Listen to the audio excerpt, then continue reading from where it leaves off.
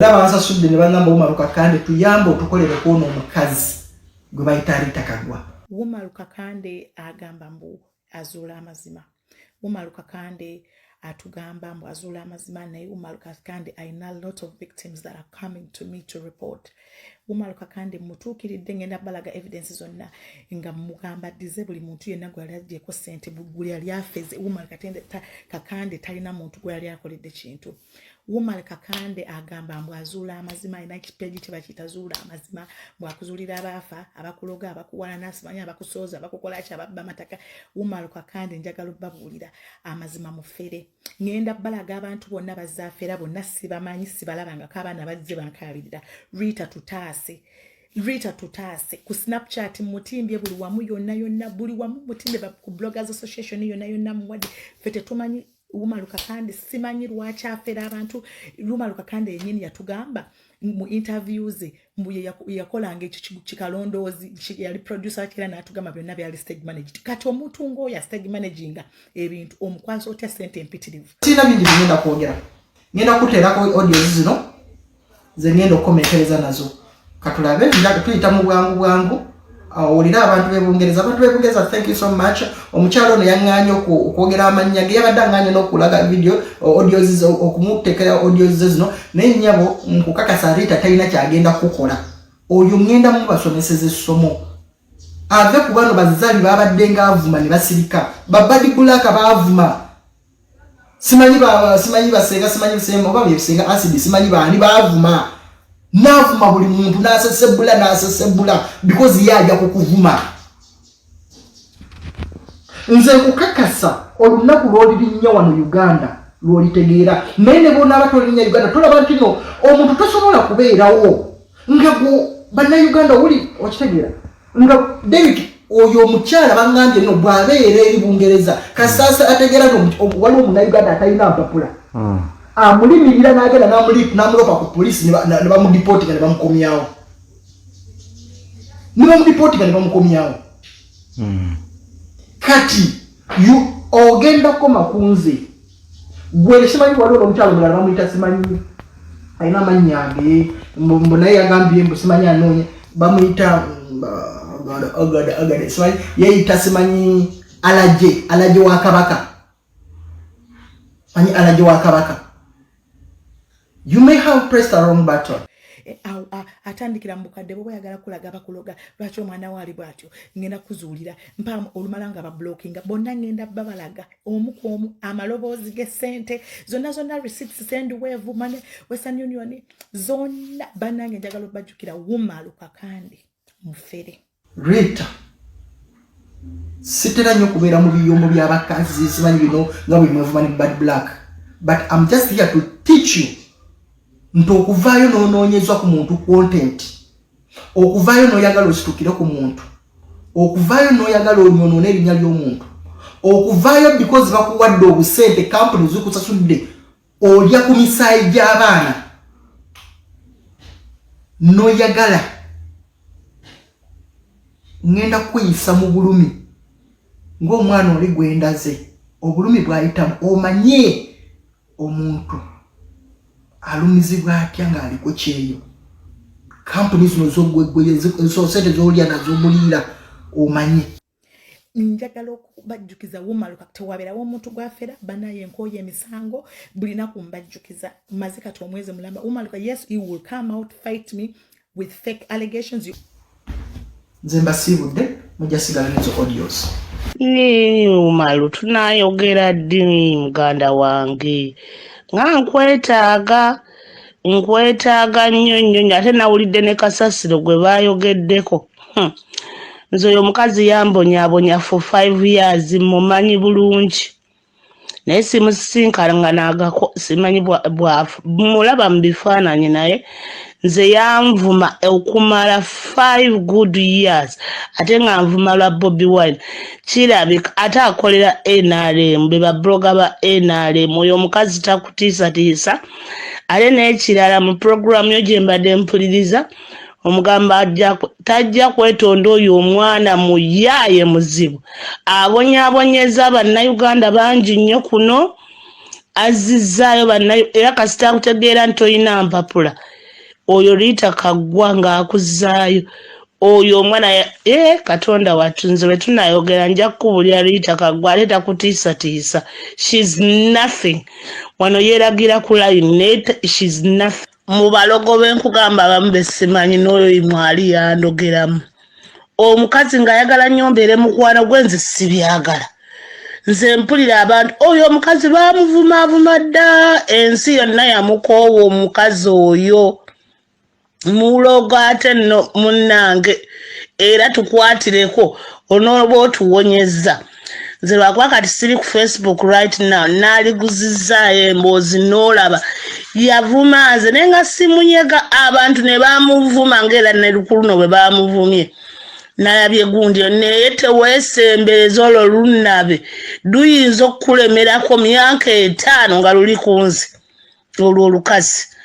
Omukazi manyi bwasula bandagawo biki nene ngamba zikaneesonyiwa omukazi naye mwe nkugamba abaloga nange ndowooza yandogeramu okiwulira omukazi alina buli mpisa embi ate n'abaana be bazaala oyo omukazi mubbi kuno babamu alina n'ekizonto mu kifo kye yali kwekutteko kale n'owonya omwana w'omu alina omwana zonto ayigiriza abaana bakola shoplifting RITAH mumanyi up to Z yantama era bwe mpulidde nti akuyingiridde ngambye kanfune omukisa gadi naafuna omukisa n'enjogera naawe nja kukuwulira who is RITAH KAGWA nkulage n'ennyumba wasula nkulage buli kimu ali mu ka council house n'omusajja omunageria yamwewasiza tomuwa budde bwokola emirimu gy'oyamba abantu malu please he's so stupid naye yeetaga punishment kati yakutte gwatasobola ffe bulijjo ajooga ffe bakadongo kakati ne yakutte kuwumalu ajja kitegeera. Ekisooka RITAH KAGWA ayina private 2 rooms gyalimu naye nga gavumenti yegisasula mulimu rooms 2. RITAH KAGWA ayina abaana 4 kati abawala 2 abalenzi 2.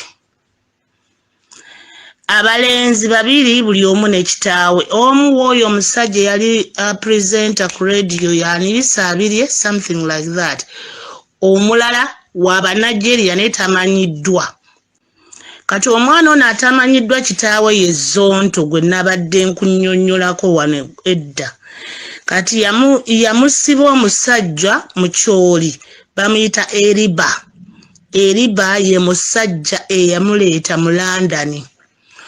Omusajja ono ng'alina siriimu Eriba ne batasobola kukolagana kubanga RITAH KAGWA yajjanga mu yaaye kuno ndowooza amazeeko is like now 10 years ndowooza ku Bulaaya ayinza okuba yakamalako emyaka nga 10. I'm not sure ffenna tetuli sure n'olyanga etali sure banze we yanvumira ennyo twasimbire nga bagamba yakamalako myaka nga 7 kati n'akwatagana n'Abanigeria bw'akwatagana n'Abanigeria era yeetundako kuno for some time yeetunda naye ng'era embeera si yeeyo kati Mr. Eriba was a doctor somewhere kati ze bwe mpulira bwe baŋŋamba n'amuwaayiriza n'amuloopa ng'ayagala omuggyako ssente nti yamusiiga siriimu kyokka yeebaka naye nga takimanyi biki kati bw'amuloopa nti Eriba ne bamusiba mukomera emyaka 7 ne bamuggyako n'ekyabwa Eriba n'azuula nti omwana ono RITAH KAGWA gwe yamusibanga nti mwana we si mwana we yamutwala secretary ku musaayi ate waliwo omukyala gwe tusaba naye mu church yafumbirwa Eriba kati that one give me yafumbirwa mu kyoli munne tusaba naye mu church oyo naye nja mukugirako bwino RITAH aleeta amalogo mu nnyumba y'omukyalo oyo ekyo nze nkijjukidde omukyalo oyo yakitubuulira aleeta amalogo akozesa nnyo amalogo RITAH KAGWA tabeerangako na mulimu guli awo adda ku Facebook adda kuno n'avuma abantu yeefuula blogger biki kaakati gavumenti ya wano yateeka abantu ne bw'oba olina abaana olina okukola kati yali akolanga mbu teaching bangambye teaching assistant kati nga babeerawo teacher nga nene omwerawo omuntu ng'abeera mu class nga ategeka abaana bano abakola ki abatawaana atayagala kutuula wansi no biki teaching assistant ng'afuna £9 per hour. RITAH KAGWA ennyumba ye kati bangambye waali wennyini abeera Peckham bayitawo ekibuga Peckham kirinaanya ate kale kiri kye nakugambye nze bwe mbadde ndowooza nti gy'abeera abeera Peckham kaakati ennyumba ne gy'alimu tebakyajaamu kirabika n'omwami asula mu ntebe abaana baalaluse abano abalenzi be yasooka okuzaala bonna kaakati engeri gye yazaala ate kati ababiri ab'omu Nigeria the house is too small for them. Ekirala ono omusajja gwe yawasa akola bwa security bangambye afuna na pound 1,000 buli mwezi. RITAH KAGWA ye Rita Namayega Kagwa linnya lya taata we naye yennyini ye Rita Namayega. Omukyala ngambye mbw ate RITAH KAGWA talya yes asula atudde alyanga mbizzi era bw'agenda ku mukolo afuba n'asiba emmere kumpi ya wiiki abantu abamu ne balemwa n'okulya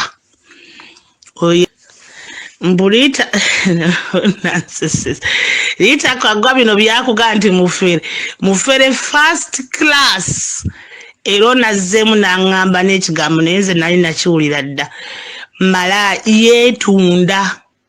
yeetunda mubuliza ekyomulimu nti akyakola omulimu ogwo nga teacher assistant naye akakola part time era n'omusajja gwe yawasa omunageria ye yamwewasiza buli kimu kyonna nga ssente azijja wano mu kubba abantu bino bakola amanyi abantu bamukubira nnyo amasimu abakolera advert mbu simanyi blog w'amaanyi ye yakola ssente ezo najja ne zironi ne yeekolere pozi n'ekirala ekyewuunyisa kati ono omukyoli eyamuleeta kuno bamuyita Eriba mukyoli nze n'ebifaananyi byonna nsobola bikufunira oyo gundi tasobola kubanga tebabirina kubanga ate n'omukyoli omukyala gwe tusaba naye ye bbaawe kati ye yamufumbirwa ebyaddala babeera bonna naye yagoba RITAH ewo yalemerayo agendayo bulungi nnyo ate n'amutwalira n'amalagala gaali gamusudde n'eddalu oyo omukazi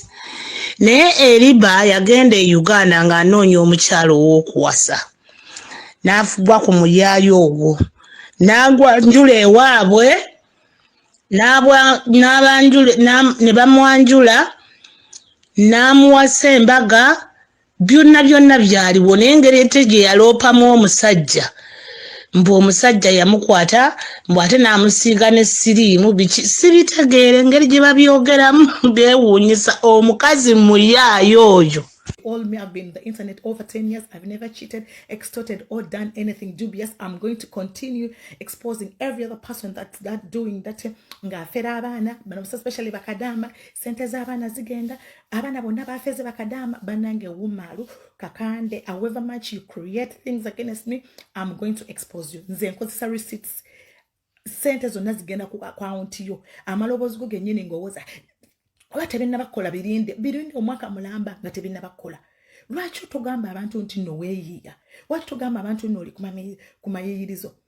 Umalu kakande mukwano oli mufere. Umalu kakande ne bw'onooleeta ki ogwasooka nakusasuza ssente n'osasula. Ezo zo wasasule zasooka. Bano bonna benzize nkugamba nabo basasule ogaanye. Evidence zonna kati nsasidde kati postage gyeyo lwaki no kati zino zonna sizijjayo.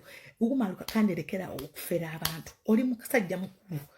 Omwami ono ye Umalu kakande. Yeeta Umalu kakande azula amazina n'ekipeegi kye kyakozesanga atagetinga bakadama. Umalu namutuuke ne mugamba diza abantu ssente bonna. Umaru yajja nkaabirira ng'agamba mbu ngambye mbu afeze abantu. Umaru ne mugamba sasula ssente n'entekamu afande. Umaru ne mulaga abantu bonna bazaafira. Umaru yakwata ssente n'akola ki? N'azisasula. Wano Umaru nga ngamba kasita posting namugamba kasita ozisasudde ndowooza ogiraba namusasuza ssente mulaba 23rd April. Umaru ne muleetera omusango omulala ku 22nd May ndowooza mugulaba.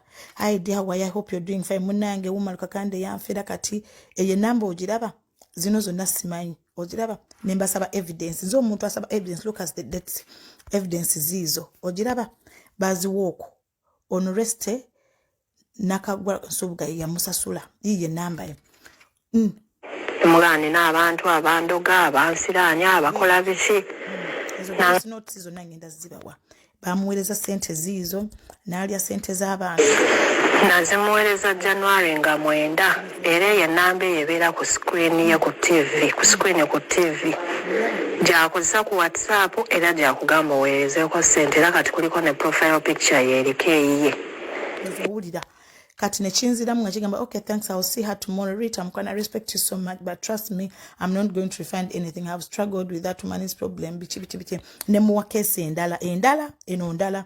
Hi, well done madam, I saw your video helping some people too. I request for your help madam. I paid Umaru my money to help me or my sick people unlucky. Two of them died after a long request of begging him to check on them. Yamuweereza ssente ndowooza oziraba World Remit Umaru Kakande ndowooza olaba mu 2010 nakati yamugamba alina byamukolerako simanya biki natandikawo okunvumawo nawe naavuma kati ne mulaga receipts z'abantu abalala Madam Rita obuyambi gyensaba Joy olaba Umaru namuwako ku ssente zange naye Umaru taagala kwogera nange. Umaru talina kintu kyonna kyeyankoledde naŋŋamba mbu ajjako nnya omulala waliwo ono oziraba ziizo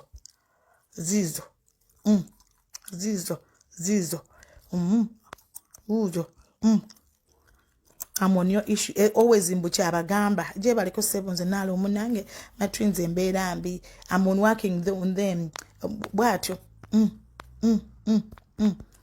not playing around with voice note be kama katola natuyamba ne tubajjanjaba ulira kati ogenda sooka onsindikira amannya gaabwe n'amannya ga taata waabwe n'amannya go nga bw'ogampadde ebifaananyi bino mbiyina tusooke tubakebere tosobola kumanya kizibu gye kyava okujjako ng'okebedde buli mwana mitwalo 2 okumukebera tulabe mitwalo 2 mpeza ebifaananyi bibino kirala kyoyagala okumbuuza ojja kula kiyuwelete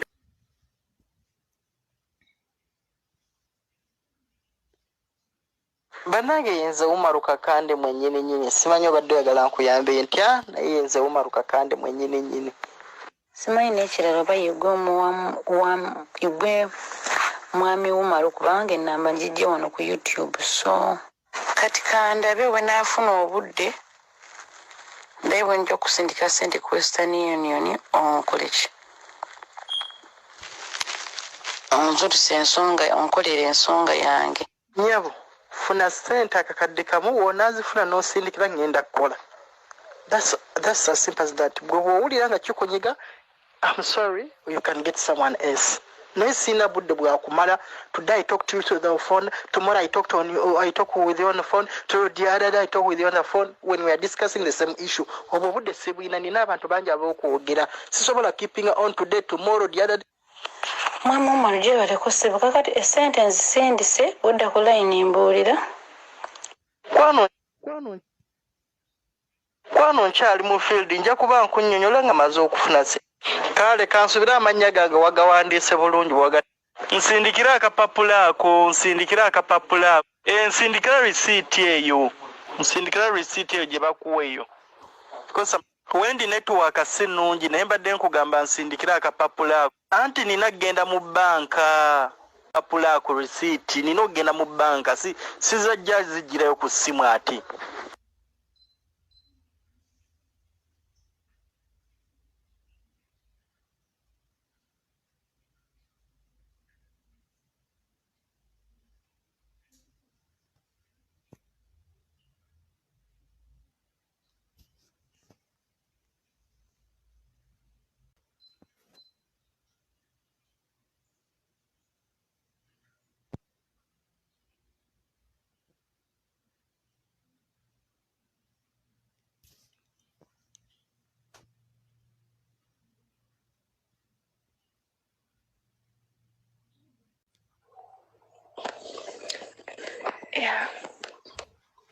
Madamu Rita obuyambi gyensaba gy'oli Umaru namuwako ku ssente zange naye Umaru tayagala kwogera nange. Umaru talina kintu kyonna kyeyankoledde ate mukambwe gyendi.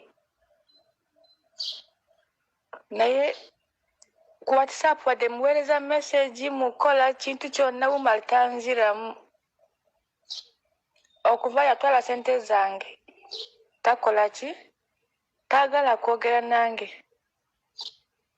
Kati omuntu gy'omusabye ssente nti nompa ssente nkukolere toyogera naye anamanya nti nkyali mulwadde oba atandise okuwona oba nawonye. Ninamugamba asasule ssente zange kati myezi 7 zigenda kugwayo.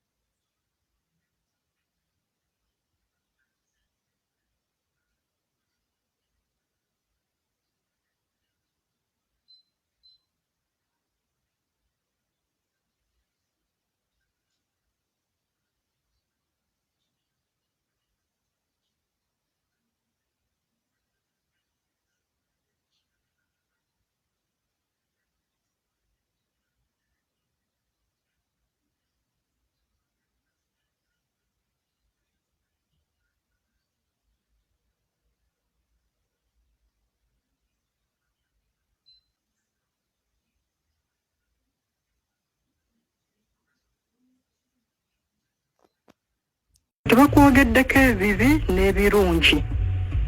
Si buli akwogerako ekibi nti oba okikoze. Omukyala yampa omulimu gwe nga guli mbalala. Mu kumpa omulimu teyasooka na kuŋŋamba nti n'omulimu guli mbalala. Yambuuza okunkolera omulimu guno bwe guti ne bwe guti batwala ebyobugagga byange bye nasikira babinzijjako okunkolera omulimu ssente mmeka ne mulamulira ssente. Mwamala okusasula ssente lwaŋŋamba mbu omulimu guli mbalala. Nali siina kyakkola. Ne mugamba kaŋŋende mbalala. Kikyo mbu tekyagala sasula. Wakati awo neefuna abaana bankuba kiro 2 abaali bafudde nga nze nnina okulwana okulaba nga mbakomyawo era ne nsooka nwana omwezi mulamba.